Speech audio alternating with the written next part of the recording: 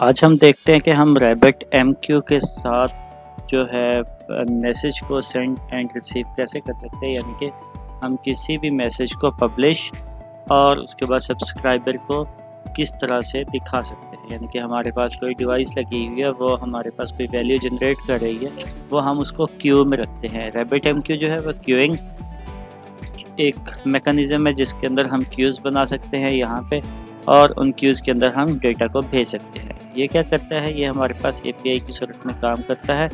इसके अंदर हमने जो डेटा भेजना होता है वो आमतौर पर किसी भी लैंग्वेज से भेज सकते हैं। ये मुख्तलिफ लैंग्वेजेस के साथ भी काम कर सकता है। हम यहाँ पाइथन के साथ काम कर रहे हैं, तो पाइथन के साथ देखते हैं कि डेटा को किस तरह सेंड किया जाता है। ये मैंने दो सेंसर यहाँ पे दो सेंडर के बनाए हैं, यानी कि एज अ सेंसर उनको मैंने ले लिया है, कोई रैंडम वैल्यू जनरेट करके भेज रहे हैं। तो दूसरी साइड पे हम देखेंगे ये होता कैसे है।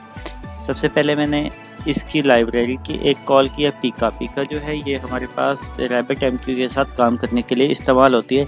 यानी कि ये रैबिट एमक्यू के साथ कनेक्शन क्रिएट करने के लिए इस्तेमाल होती है। उसके बाद टाइम को मैंने कम कॉल किया है, मैं कुछ टाइम का भी इस्तेमाल कर रहा हूँ तो उसके लिए यूज़ किया।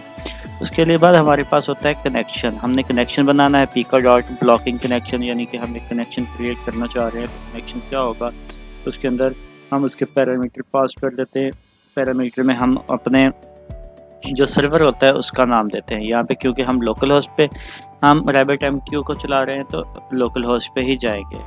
उसके बाद हमने चैनल कनेक्शन डॉट चैनल एक कनेक्शन क्रिएट कर दिया है, और उसके अंदर हमने एक क्यू डिक्लेयर किया। क्यू का नाम हमारे पास क्या है, PH।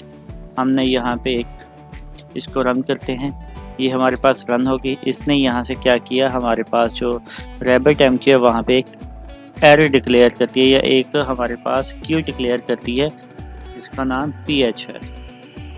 उसके बाद हमने वहाँ पे डेटा भेजना है। डेटा भेजने के लिए हमारे पास होता है यहाँ पे चैनल डॉट बेसिक पब्लिश, यानी कि हमने कोई भी चीज़ पब्लिश करनी है।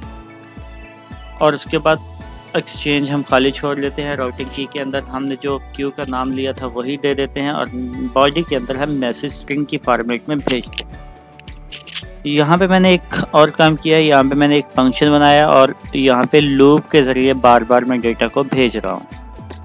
क्यों भेज रहा हूँ डेटा को इसके ज़रिए, ताकि जो मैं रियल टाइम में इसकी वर्किंग को देख सकूँ कैसे है। मैं इसको यहाँ से रन करता हूँ, ये इसने पहली वैल्यू भेज दी है 20।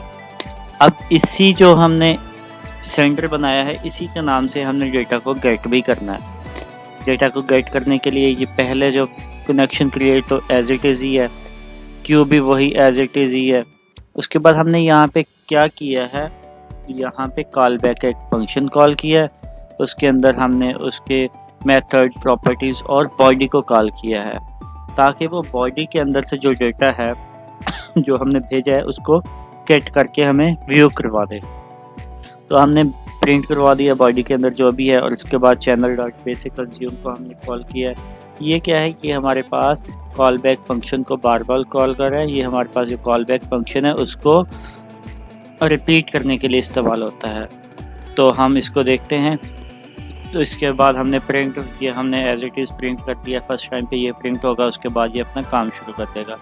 उसके बाद चैनल स्टार्ट कंज्यूमिंग को हमने कॉल किया, यानी कि ये अब जो है इस फंक्शन को कॉल करेगा और ये फंक्शन इसको कॉल करेगा, और ये बार बार इसी तरह चलता रहेगा। अब हम देखते हैं ये किस तरह से काम करता है। ये देखें, यहाँ पे हमारी दो वैल्यूज़ सेंड हो चुकी है, तो उसने दोनों वैल्यूज़ को हमें दिखा दिया है, 20 और 40 को। और यहाँ पे भी हमारे पास ये देखें 20 और 40 सेंड हो चुकी है। हमने कनेक्शन को क्लोज़ नहीं किया बल्कि उसको चलने दिया, और इसी तरह यहाँ पे हमारे पास 20 और 40 रिसीव हो गई। इसी तरह हम ह्यूमिडिटी जो है उसका भी डेटा सेंड करते हैं, वो भी वही है, उसी तरह से है।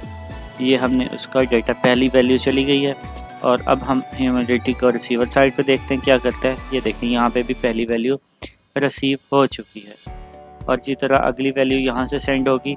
जैसे ही यहाँ से सेंड होगी, यहाँ पे मैंने टाइम स्लीप यानी 63 सेकंड का टाइम लगाया हुआ है कि ये 63 सेकंड के बाद दोबारा से वैल्यू को भेजे। इसी तरह इसके अंदर 80 सेकंड का टाइम लगा हुआ है, तो ये 80 सेकंड के बाद डेटा को दोबारा से सेंड करेगा। इसी तरह हम यहाँ पे आते हैं, हमारे पास ये दोनों क्यूज़ भी बन गई हैं।